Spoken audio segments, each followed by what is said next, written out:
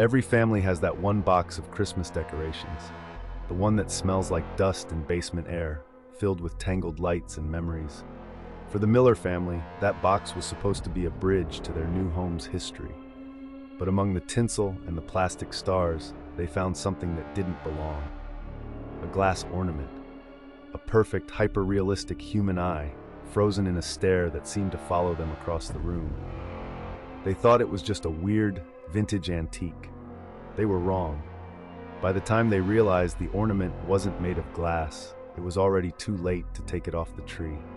If you've ever felt like someone or something was watching you open your presents in the dark, stay tuned. Because after today, you'll never look at your Christmas tree the same way again. The Millers moved into the house on Blackwood Lane in November. It was a Victorian fixer-upper with a crawlspace that felt like it hadn't been opened since the 1920s. While clearing it out for the holidays, David Miller found a small, heavy wooden crate. Inside, wrapped in yellowed newspaper dated December 1914, was a single ornament. It was beautiful. A hand-blown glass sphere, but inside was a deep, forest green iris and a dilated pupil. It looked so real that David's wife, Sarah, actually shuddered when he held it up. "It's folk art," David laughed. "It's unique." They hung it right in the center of the tree. That night, the first strange thing happened. Sarah was checking the baby monitor. Their 2-year-old Toby was fast asleep. But as the camera panned past the living room door, Sarah saw the tree. The eye ornament wasn't facing the window anymore. It had turned. It was looking directly at the baby monitor camera. She told herself it was the heat from the vent moving the branches. She was wrong. The next morning, there was a second ornament. It hadn't been there the night before. This one was shaped like a human ear. It was pale, translucent glass, with tiny red veins etched into the lobe. David assumed Sarah had found more in the crate. Sarah assumed David was playing a prank. But then, the noises started. High-pitched, wet sounds coming from the living room at 3 a.m., like someone was unsticking tape from a wall. On December 15th, they found the third ornament. A set of 4 glass fingers, curled as if they were gripping a branch. That's when David noticed something that made his blood run cold. One of the glass fingers had a small, familiar scar on the knuckle. A scar exactly like the one his brother, Mark, who lived in the guest house, had gotten as a child. David ran to the guest house. Mark wasn't there. His bed was made. His phone was on the nightstand. But on the floor, next to the bed, was a single drop of blood and a faint smell of pine needles. Panic set in. They tried to throw the tree out. David dragged it to the curb, the ornaments clinking with a sound like chattering teeth. He doused it in lighter fluid, but the matches wouldn't light. The wood was too wet, he thought. Or maybe the tree wouldn't let itself burn. When they woke up the next morning, the tree was back in the living room. But it wasn't the same tree. It was taller. The needles were darker, sharper, like needles of bone. And the ornaments, there were dozens now. Glass tongues hanging from silver hooks, a stomach glowing faintly with the string of lights inside it, a cage of ribs surrounding the tree topper, and the smell. It didn't smell like pine anymore. It smelled like a butcher shop on a hot day, covered up by the scent of cinnamon. Sarah screamed when she looked in the mirror. Her left ear was gone. No blood, no pain, just a smooth, cauterized patch of skin where her ear used to be. She looked at the tree.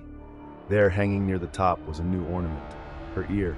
It wasn't glass anymore. It was twitching. It was listening. Christmas Eve arrived. The Millers couldn't leave. Every time they approached the door, the house seemed to stretch.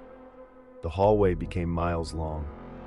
The only room that stayed real was the living room, where the tree now dominated the entire space. The tree wasn't just a decoration anymore. It was a digestive system. The lights weren't plugged into the wall. They were plugged into the floor, drawing red electricity directly from the foundation of the house. The eye ornament, the first one they found, was now the size of a basketball, sitting at the very top.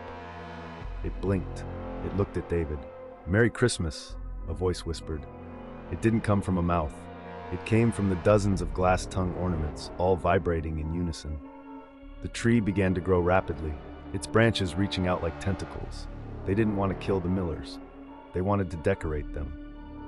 The neighbors called the police 3 days later because the Christmas lights on Blackwood Lane were too bright. When the officers broke down the door, the house was freezing. In the center of the living room stood a magnificent tree, decorated entirely in red and white. It was the most beautiful tree anyone had ever seen. But there were no Millers. No David, no Sarah, no Toby. The police report noted that the ornaments were uncomfortably realistic. One officer swore he saw a glass eye move. Another said the glass fingers felt warm to the touch. But the strangest thing, the star on top of the tree, it wasn't a star at all. It was 3 human hearts fused together, beating so slowly that you'd only notice if you stood perfectly still and listened. The house is back on the market now. The realtor says it comes fully furnished. And in the crawl space, there's a small wooden crate waiting for the next family to find a unique vintage ornament. They say that traditions are just peer pressure from dead people. But in the case of the Millers, the tradition was a trap. Now, I have a question for all of you watching. Take a look at your own Christmas tree right now. Do you remember where every single ornament came from? Is there one in the back, maybe a bit dusty, maybe a bit too realistic, that you don't recognize?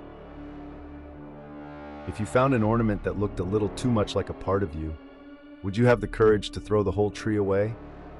Or would you be tempted to hang it up just to see what happens? Let me know in the comments what the weirdest thing you've ever found in your Christmas decorations is.